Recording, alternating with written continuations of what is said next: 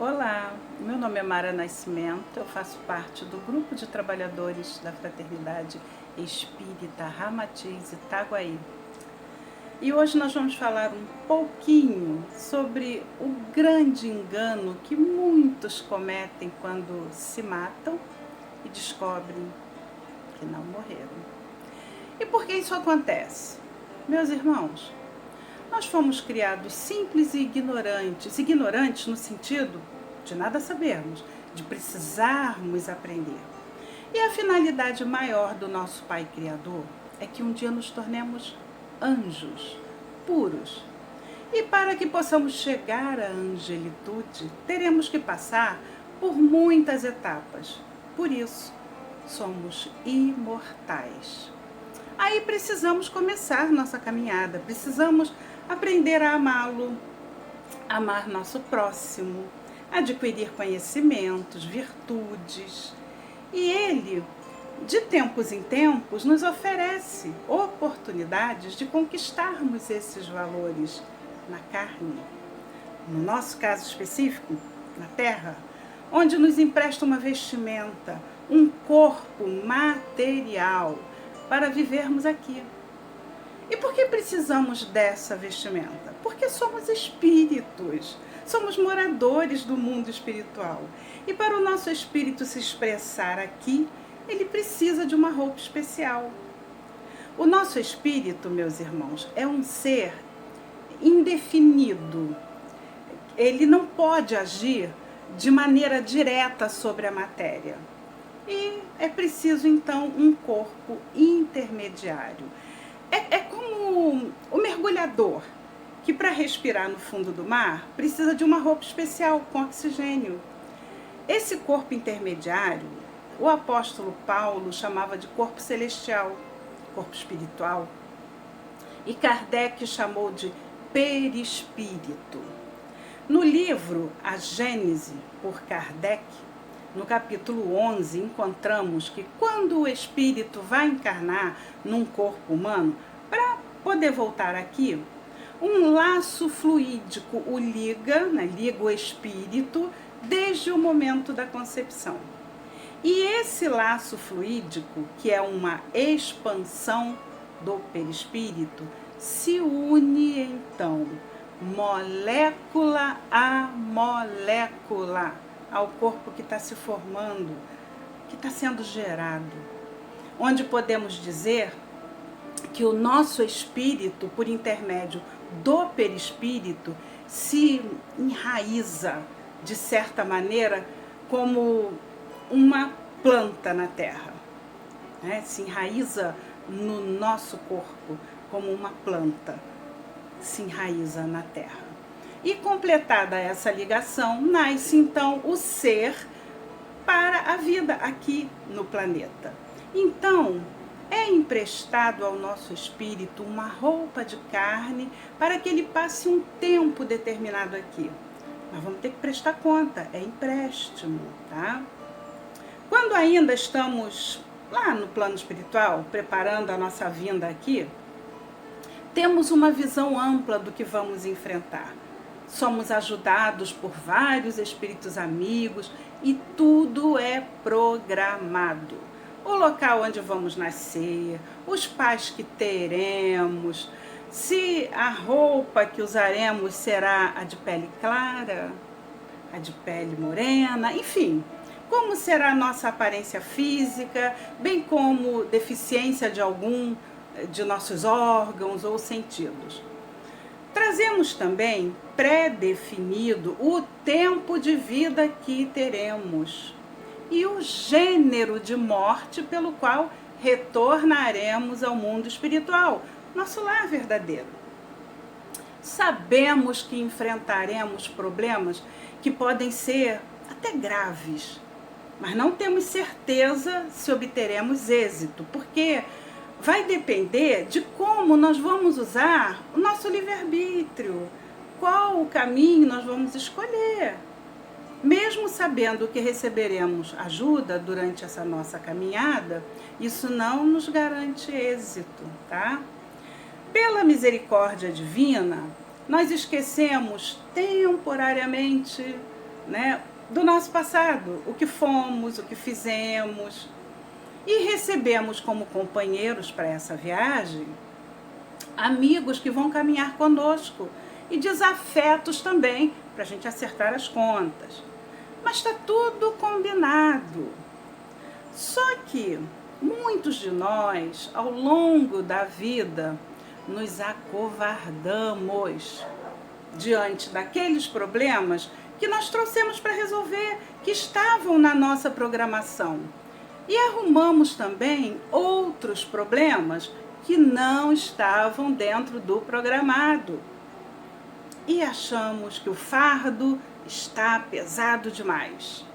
E alguns acreditam que matar-se vai livrá-los dos problemas e das aflições.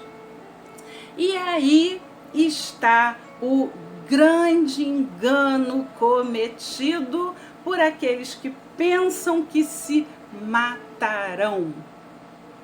Porque não é somente morrer o corpo, somos espíritos. Somos espíritos vestindo um corpo de carne e ossos.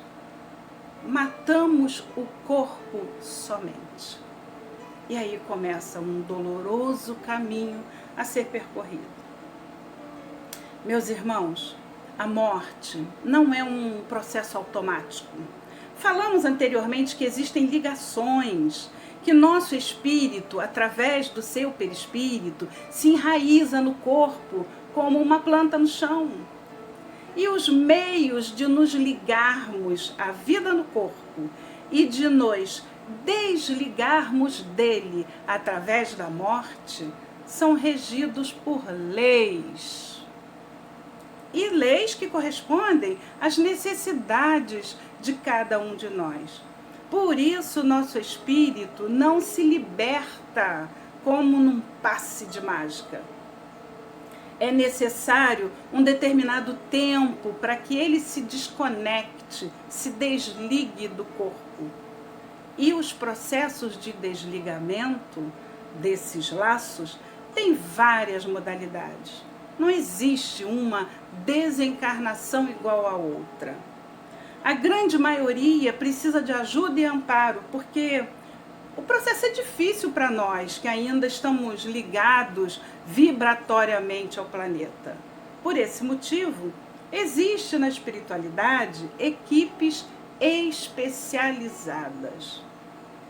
Elas realizam suas tarefas de acordo com o merecimento daqueles que estão morrendo. Mas isso não acontece com estalar de dedos. Às vezes, a pessoa está feliz, saudável e já está sendo desligada de forma sutil, imperceptível.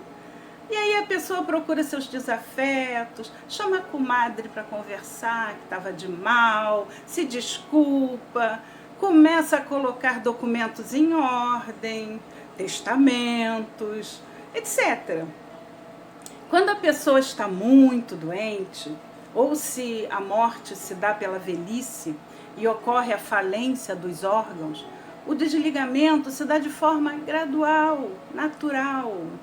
Existe uma preparação no ambiente doméstico. Os familiares e a própria pessoa que vai desencarnar em breve recebem visitas espirituais quase que diárias para dar amparo, auxílio magnético. Alguns doentes recebem uma aparente melhora para a consumação das suas últimas tarefas. Sabe, o doentinho senta na cama e pede perdão e se acerta de alguma forma com alguma pendência.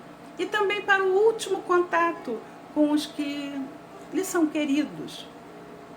No livro Obreiros de Vida Eterna, no capítulo 13, André Luiz conta o desligamento de Dimas. Ele está acamado, muito mal.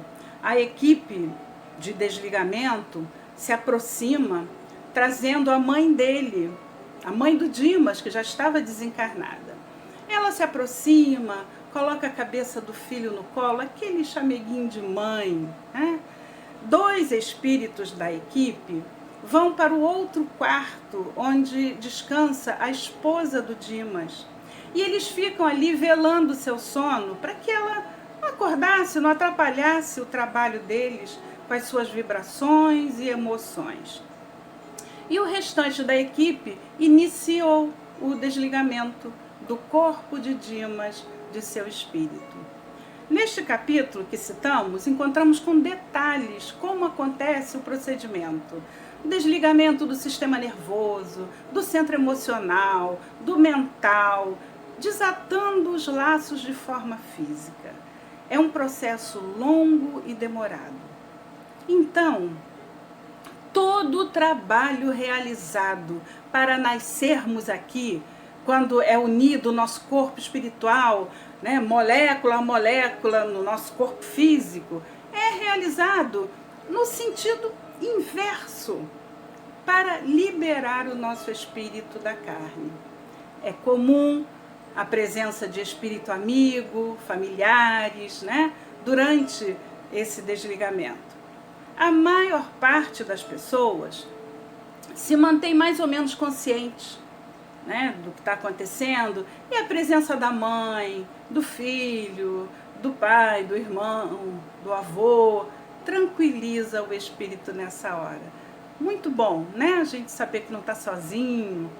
Depois, esses recém-desencarnados são encaminhados ao local onde serão tratados, esclarecidos, são postos de atendimento, hospitais espirituais. Quem já merecer muito vai para uma colônia, né? Mas no caso do suicídio, não existe todo esse aparato, esse preparativo para o desligamento do espírito do corpo. Porque ocorre uma interrupção da vida de forma repentina, quando o espírito ainda não está pronto para desencarnar. Quando chegamos à Terra, cada um tem uma estimativa de vida que depende do que viemos fazer aqui. Aí recebemos uma carga de fluido vital, fluido da vida, energia, para garantir que cumpramos a nossa missão, o que viemos aqui fazer. E só quando este fluido acabar, morreremos. Somos como uma pilha que aos poucos vai descarregando. E matar o corpo cheio de vitalidade, cheio de fluido da vida, nos deixa atrelado a ele o tempo necessário para que esse fluido se esgote. Em o livro Memórias de um Suicida, de Ivone Pereira, a espiritualidade descreve fatos e situações complexas vividas por aqueles que tiram suas vidas. Nós até destacamos um trechinho onde ela diz que o próprio traumatismo para este tipo de desencarne leva o suicida a lugares que corresponderão ao seu estado vibratório e mental, até que seja naturalmente desanimalizado. Isso quer dizer que até que se esgote os fluidos vitais que estão impregnados nele. E nesses lugares, para os quais serão atraídos pelo seu estado vibratório, locais repletos de pessoas que também cometeram suicídio, variando de acordo com os atos praticados e com o gênero de morte a que se entregaram, poderão se demorar lá o tempo que lhes restava para a conclusão do compromisso da existência que cortaram. Não é nem preciso fazer muita força para imaginar como seria um local com centenas de milhares de suicidas, com o coração cheio de remorso, vingança, raiva, medo e dor, né? E daí o seu grande sofrimento, para o qual o único bálsamo é a prece das almas caridosas. O primeiro grande choque que a pessoa toma é quando ele descobre que se matou, mas não morreu. Descobre que a morte não existe e que a dor que o afligia foi potencialmente agravada pelas consequências do seu ato. Alguns suicidas têm o desprazer de sentir seus corpos decompondo, a ação dos vermes, e imploram ajuda para que efetivamente consigam morrer. Ah, mas como assim? Eles já não estão mortos e querem morrer? Nas mortes naturais, meus irmãos, seja por doenças ou falências dos órgãos, as pessoas de bem experimentam uma sensação a que podemos chamar física, de grande alívio e de imenso bem-estar. É como se libertassem de um fardo e o espírito sente-se feliz por não mais sentir as dores do corpo que o atormentava alguns instantes antes. Ele sente-se livre, desembaraçado, como se o tivessem tirado da cadeia que o prendia. É essa morte que o suicida clama desesperado. Na vasta literatura espírita encontramos muitos relatos sobre o assunto, mas nós podemos citar um caso em que um suicida sofreu muitos anos implorando por sua morte. Pedia que alguém o matasse de verdade. E ao término de 20 anos de sofrimento, ocorreu o total esgotamento do fluido vital e suas conexões com o corpo foram desfeitas. E com uma alegria incontida, ele gritava feliz: eu morri, eu morri, eu morri. E a partir daquele momento, ele se livrou dos tormentos, dos sofrimentos e pôde assim sentir a libertação que a morte, no seu tempo previsto, às pessoas de bem, proporciona, desligando o espírito do corpo. É importante também ressaltar, meus irmãos, que para os suicídios há atenuantes e agravantes. Nós podemos considerar 2 suicídios idênticos na forma como aconteceram. Os 2 se enforcaram, mas não podemos dizer o mesmo com relação às circunstâncias, os motivos, os objetivos a que se propunham.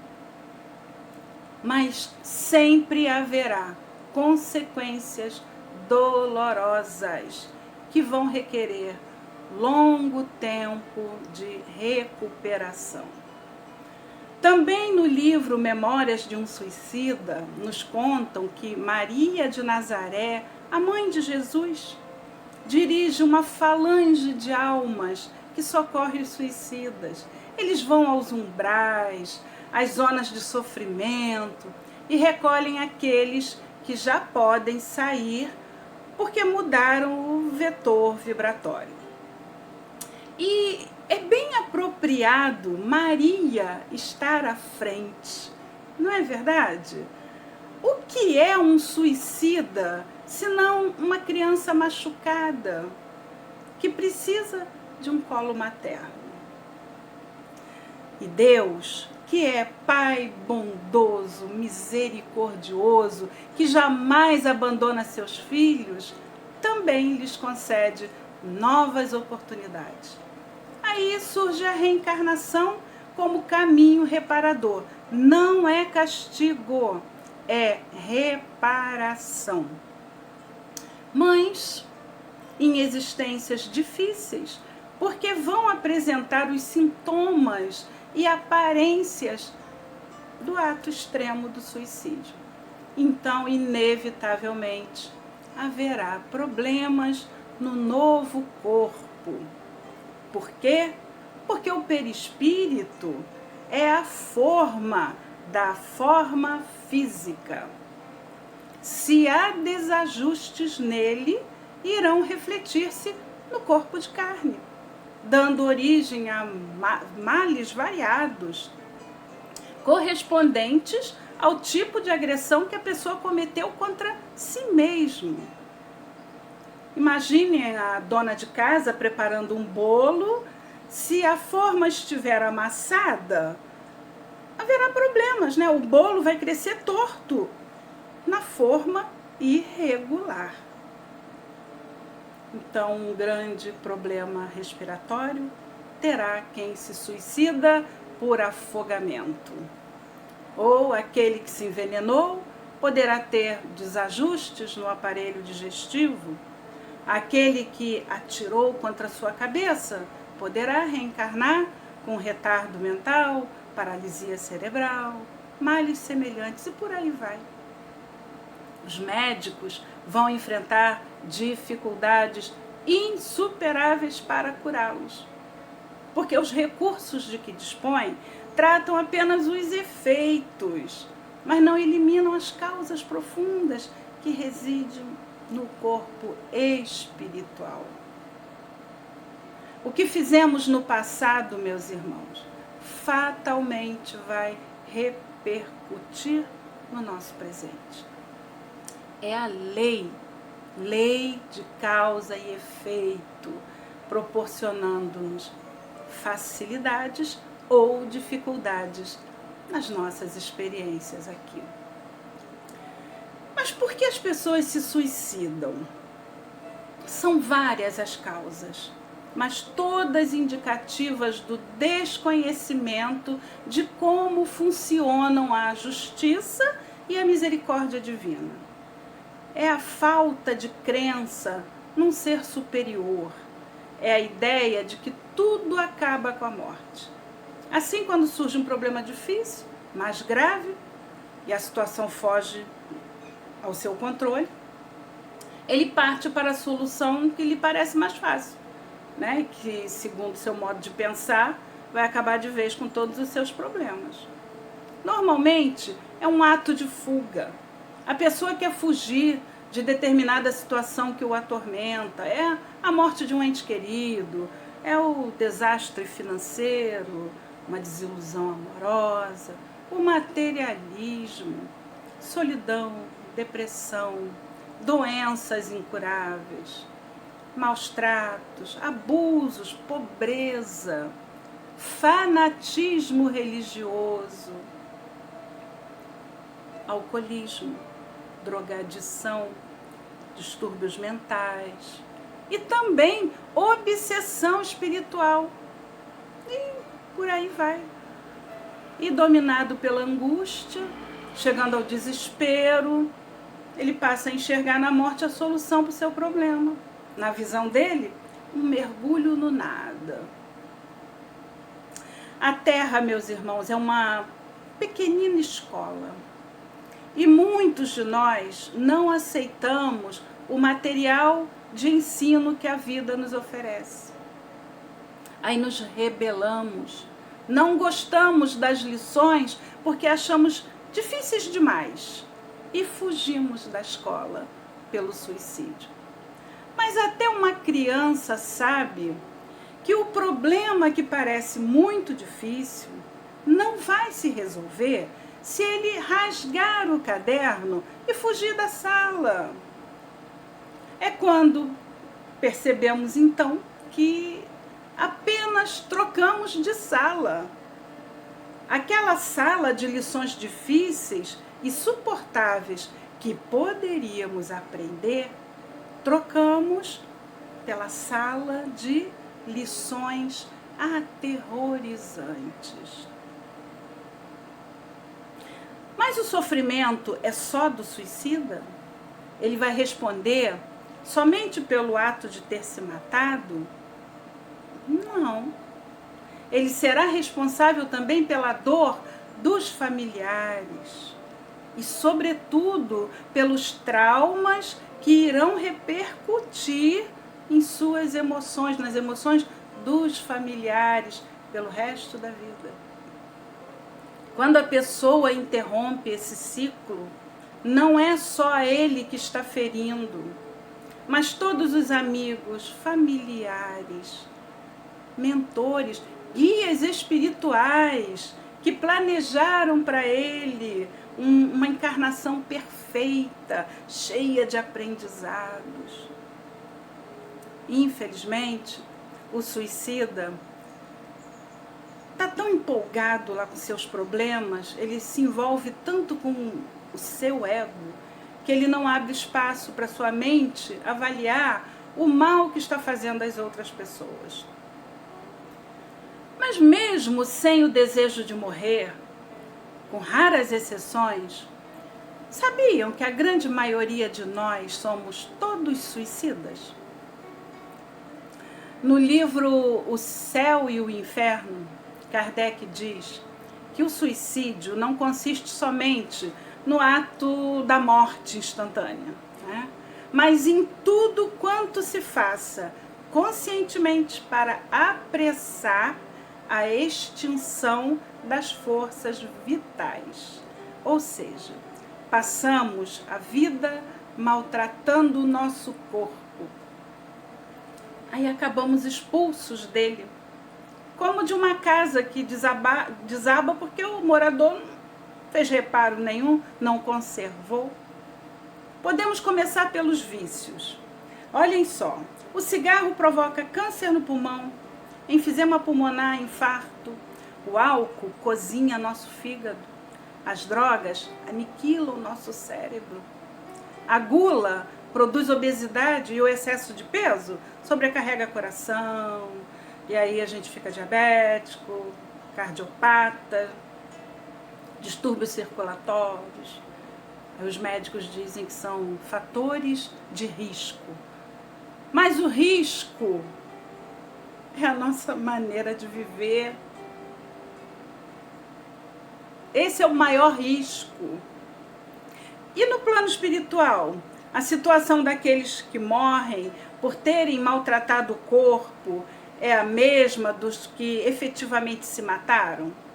Não, porque não há intenção de se matar, mas enfrentam dificuldades de adaptação, porque morrem antes do tempo e guardam ainda forte impregnação envolvendo os vícios e as situações da terra. É como um balão que não se livra dos sacos de areia para poder subir e fica preso ao chão. Os viciados continuam a sentir a necessidade de satisfazer o vício. Ficam atormentados com o desejo de consumir drogas, cigarro, bebidas alcoólicas. Alguns apelam para a obsessão, passam a induzir os viciados daqui a buscar a substância de que necessitam e ligam-se a eles psiquicamente para que possam se satisfazer. E assim, como o suicida consciente, o inconsciente terá sequelas em existência futura também. O fumante de hoje terá problemas nos pulmões, o alcoólatra no fígado, o drogado no cérebro, o glutão terá distúrbios hormonais, resultado de seus excessos. Meus irmãos, aquilo que ignoramos trabalha contra nós, seja o que for. Então, busquemos o esclarecimento e valorizemos nossas vidas, cuidemos de nossa roupa de carne, instrumento para aproveitarmos esta oportunidade. A reencarnação é a escada santa que todos os homens têm que subir. Os degraus dessa escada são as fases das diversas existências pelas quais nós teremos que passar. Recordam-se que teremos que virar anjos, tem uma escada enorme para subir. Jesus nos disse que para chegarmos ao Pai, teríamos que nascer, morrer, renascer, até atingir os limites da perfeição. E ninguém lá chegará sem se purificar através da reencarnação. Na questão 944 de O Livro dos Espíritos, encontramos que não temos o direito de dispor da nossa própria vida, e que somente Deus pode fazê-lo, e que o suicídio é uma transgressão às suas leis. Seja de que maneira for, consciente ou inconsciente, não nos é permitido tirar nossas vidas ou abreviá-los. É nosso bem maior. Então, nada de pensar em suicídio, nada de adotar posturas suicidas. O mais importante é amar a vida, seja ela como for, amar a vida. Agradecer a Deus pela honra de estarmos aqui. Cometemos um erro, vamos ser submetidos às críticas, à execração pública. Tá, vamos chorar, vamos sofrer, mas logo mais o sol brilhará outra vez. Todos os dias ele renasce e nos traz novas esperanças. Estamos endividados? Lembremos sempre que Deus tem estradas onde o homem não tem caminhos. Estamos enfrentando um problema de saúde muito grave? Nada de nos matarmos. Porque lá na frente, se a morte natural não acontecer, ficaremos curados. E se ela vier a acontecer, ficaremos curados em definitivo. Se não estamos suportando a perda de entes queridos, o pai, a mãe, o filho, tenhamos certeza de que não será através do suicídio que chegaremos até eles. Muito pelo contrário. Iremos percorrer estradas totalmente opostas e nosso reencontro vai ser retardado em muito, muito tempo. Por isso, meus irmãos, tirar a nossa vida nunca. A morte provocada por nós não nos levará a outro lugar que não seja o sofrimento e a necessidade do retorno doloroso para o necessário resgate. Por mais que estejamos sofrendo, não pensemos jamais em desertar da vida pela porta falsa do suicídio. Peçamos socorro a Deus pela prece, porque a ajuda divina nunca nos abandona. Mas não deixemos o desespero tomar conta de nós, porque a resposta para o nosso problema pode surgir a qualquer momento. Confiemos. E não será egoísmo da nossa parte pensar no suicídio para resolver exclusivamente os nossos problemas? E a família, como fica? E os amigos? É certo sair deste mundo deixando nossos problemas para os parentes e amigos? Por que carregar sozinho o peso da nossa dor? Por que não dividi-lo com uma pessoa da nossa confiança? Não devemos esquecer que até Jesus precisou do cirineu para ajudar a carregar a cruz. Tenhamos sempre em mente que a vida não acaba com a morte, que os problemas não acabam com a morte, que o sofrimento não acaba com a morte e que a morte não apaga as nossas faltas. A doutrina espírita, meus irmãos, nos traz esperança e consolação, quando nos dá a certeza de que somos imortais e que seremos tanto mais felizes quanto melhor suportarmos as provas do nosso presente. E a doutrina espírita nos dá também um grande conselho.